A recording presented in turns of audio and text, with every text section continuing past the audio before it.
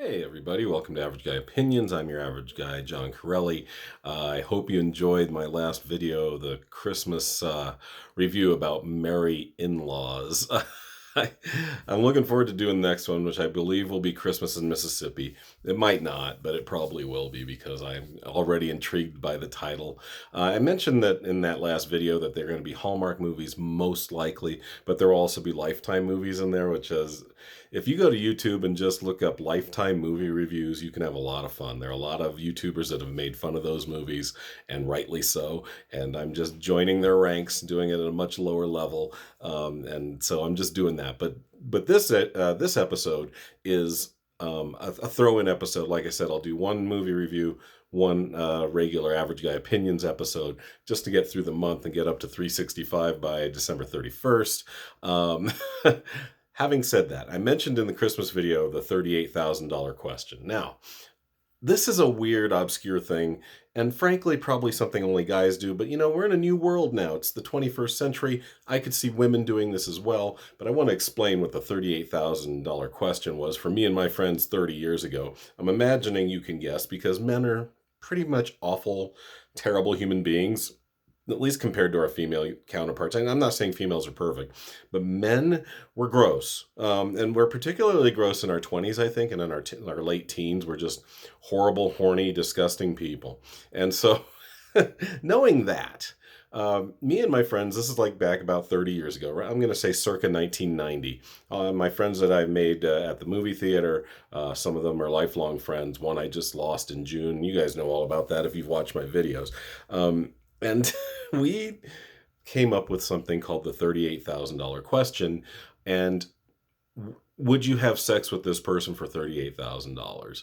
And eventually it just comes to the realization that men will pretty much have sex with anybody for any amount of money or pay for it often, as prostitution is proven. Uh, we're not the ones making the money usually, unless it's some sort of hot gigolo. But the $38,000 question came about in my last episode because I thought about Shelley Long. And by the way, Shelley Long, I had a major crush on her back when she was on Cheers in the early to mid '80s.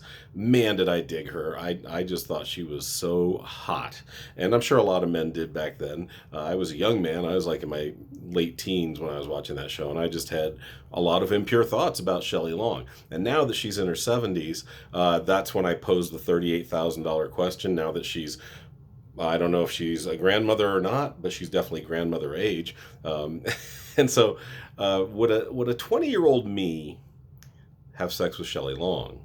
Absolutely, absolutely, I would. And then so this just reminded me of the questions we asked each other as young men and friends, and how disgusting we really were. And with the $38,000 question wasn't only for famous people. It was for like coworkers, I think even men. Like that was the big one really. Like, would you, if you got $38,000, and then remember this is $1990, so I'm talking about this is probably $100,000 today. It's a good amount of money. Would you have sex with, say, our boss, who was 60 years old and ran the theater and actually kind of ran what my friend called a homosexual oligarchy, which is one of the funniest phrases ever coined, but it really was kind of that. Now, for those of you who are not history or political science people like I am, an oligarchy is the definition of an oligarchy is ruling of the few. The ruling of one is like a monarchy. Mono means one, so a monarchy is a kingdom where the king has the final say. Oligarchy was like oligarchs were usually almost like senators or maybe a family unit. It was a ruling of a few people, maybe anywhere from 2 to 10, maybe 20 people.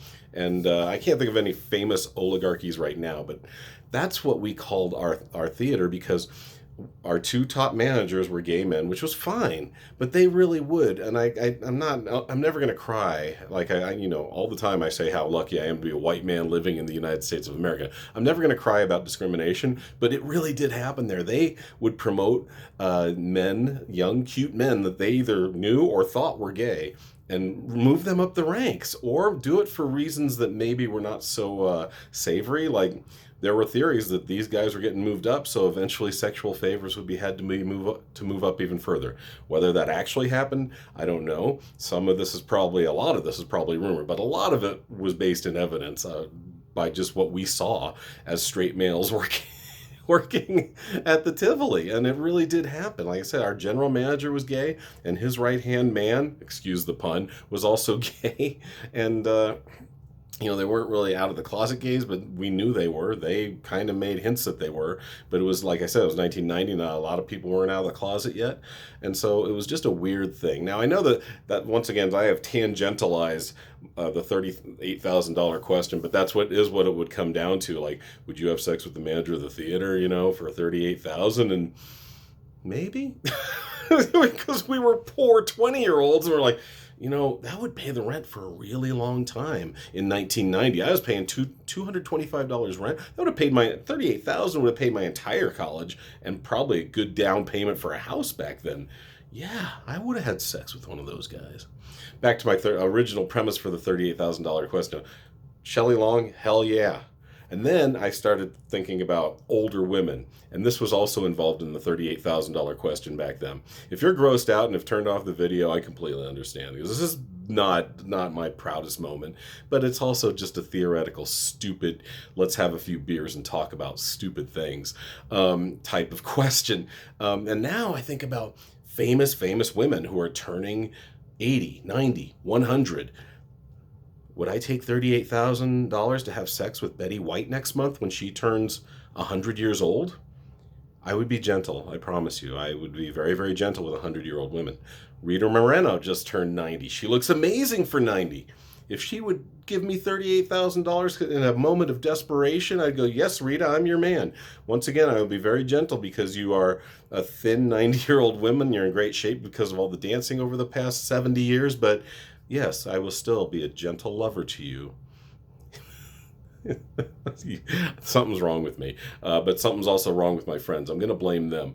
But so we would have also discussions that were pretty awful.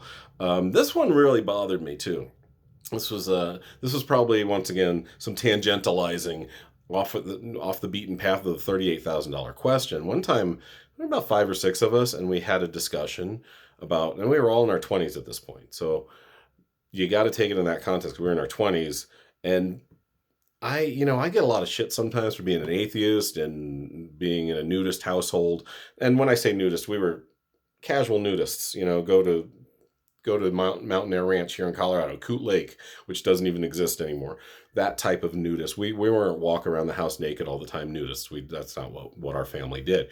But you think about atheist nudists and you probably think, well, they must be low on the moral scale. Well, no, we're not. No more. We are no more or less human than the most devout Christian, right? So where I'm going with this was disturbing. So we were talking about what's the youngest girl you would have sex with, and I remember, like I said, we were probably in our mid-20s. Actually, I think I said it was closer to 20 originally, but I thought we were probably like 24, 25 years old. And I was honest, and this is maybe, I don't know if it's the way I was raised. I don't know if it's some moral base I have within me naturally. I don't know how it works, but I honestly said 21. I would not have sex with a girl younger than 21, even at 25 years old, 24 years old. No matter what the age of consent is, it just felt weird. It's like, if she can't drink legally, it just didn't feel right. And then my other friends weighed in on this. I think one other friend said 21, a couple said 18, and one said 16, and one said 15. And I'm like, that's really awful. And we're all like, what's wrong with you, dude? That at the time, I think the age of consent in Colorado was 15, maybe, when we had this discussion.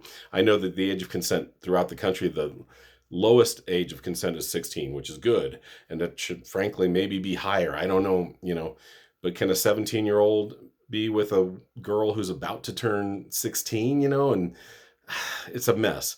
But that really did open my eyes to how horrible men can be, and the thoughts that even men in their mid-20s have about having sex with a woman much younger than them. And so, I'm not going to claim that I'm any more moral or not, or amoral. I'm not going to claim moral superiority over anyone. However, I do have a standard when it comes to having sex and the women being close to my age. I've never gone 4 years either way, and that 4 years was my last girlfriend 3 years ago. So I was 50 and she was 46. Hardly a big difference there. Anyway, that's my weird $38,000 question rant. I'll get back to the Christmas movie review next time, which will be way better than what you just watched. But thanks for watching anyway. See you guys soon. Bye.